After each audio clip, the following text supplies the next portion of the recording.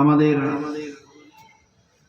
পছন্দনীয় পথ ও মত, আমাদের জীবনের শিরোধার্য নীতি মদিনার জামাতকে যারা আমরা গ্রহণ করেছি,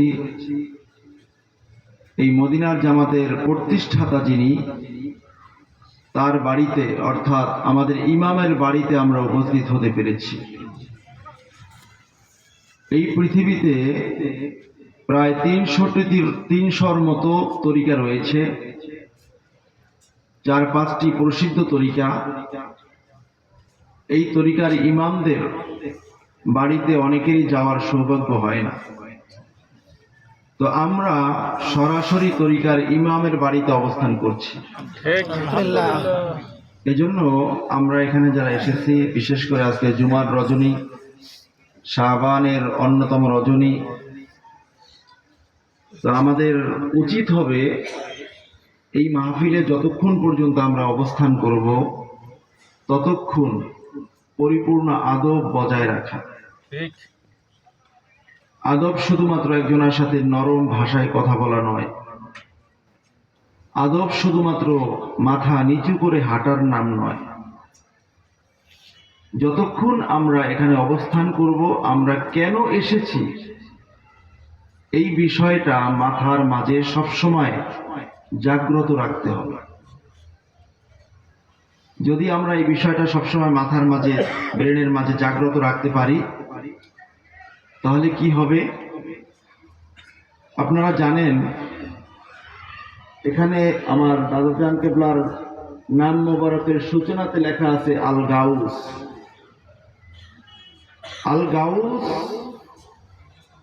আল্লাহ সুবহানাহু ওয়া তাআলার এই পৃথিবী পরিচালনার জন্য আল্লাহ রাব্বুল আলামিন যদিও নিজে কুল্লি শাইইন কদির, সর্বময়, সকল দিকের, সকল ক্ষমতার সর্বোচ্চ মালিক আমার আল্লাহ।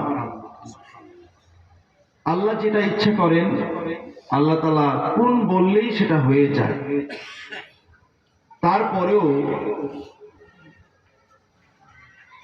বুখারী শরীফের ব্যাখ্যা গ্রন্থ ইরশাদুস সারি শরহু সহিহিল বুখারী, এই ব্যাখ্যা যিনি লিখছেন আল্লামা কুস্তুলানী রাহিমাহুল্লাহ তাআলা, ওনার লিখিত একটা সিরাতের উপরে কিতাব আছে, যেই কিতাবের নাম হলো মাওয়াহিবুল লদুনিয়া। এই কিতাবের মাঝে হাদিস নকল করেছেন বিশ্ববিখ্যাত মুহাদ্দিস, যে শুধুমাত্র শেষ জামানার নবীর উম্মতের মর্যাদা বৃদ্ধি করার জন্য কিয়ামতের ময়দানে তাদের ক্ষমতা অন্য অন্য নবীদেরকে এবং তাদের উম্মতদেরকে এবং সকল যুগের আউলিয়া কেরামদেরকে দেখানোর জন্য আল্লাহ রাব্বুল আলামিন শেষ জামানার উম্মতের মাঝে গোটা পৃথিবী পরিচালনা করার জন্য আধ্যাত্মিকভাবে 300 জন আল্লাহ তাআলার বাছাই করা ব্যক্তিকে আল্লাহ তাআলা ইমাম মাহদী আলাইহিস সালামের আত্মপ্রকাশের আগ পর্যন্ত এই জমিনে জীবন্ত রাখবেন। বলুন আল্লাহু আকবার। 300 জন, এই 300 জনকে যিনি পরিচালনা করেন, তার যে পথ, আমরা যে কোনো জায়গায় একটা কমিটি করলে আমরা সভাপতি, সেক্রেটারি এরকম পদ বিন্যাস করি না? ওই 300 জনের মাঝে যিনি সর্বপ্রধান থাকেন, ওনার ওই পদের নাম হলো গাউস। সুবহানাল্লাহ। ওনার নির্দেশে বাকি 299 জন গোটা পৃথিবীতে বিভিন্ন ধরনের আমাদের সাধারণ মানুষের লোক চক্ষুর অন্তরালে তারা খোদাই দায়িত্ব, খোদা প্রদত্ত দায়িত্ব তারা পালন করে থাকেন।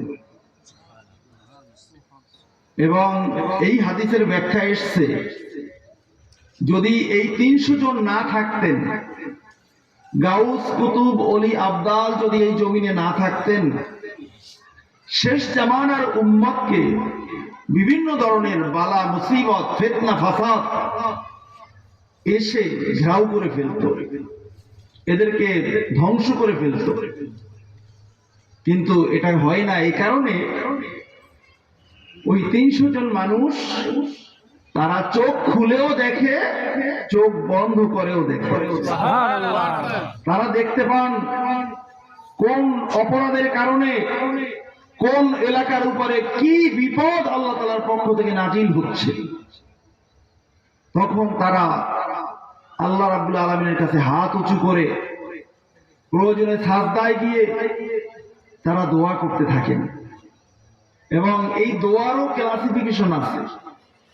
যেমনি ভাবে আমাদের দেশে চাকরি পেতে হলে সর্বোচ্চ ক্ষমতা মন্ত্রণালয়, ওখান থেকে যদি হ্যালো বলা হয় চাকরিটা হয়েই যাবে, কিন্তু ওই মন্ত্রণালয় পর্যন্ত পৌঁছতে আমরা অনেকেই অক্ষম। আমরা সর্বপ্রথম যাই